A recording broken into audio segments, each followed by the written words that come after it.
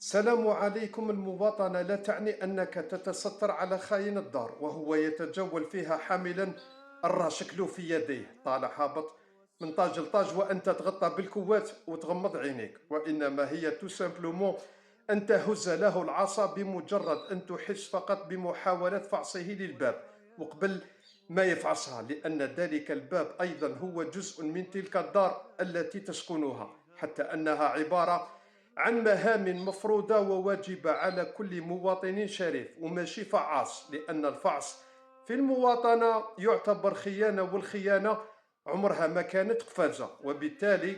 إذا عرفنا خاين الدار خير تعريف فإننا سنتجنب كل تلك الخيانات القادمة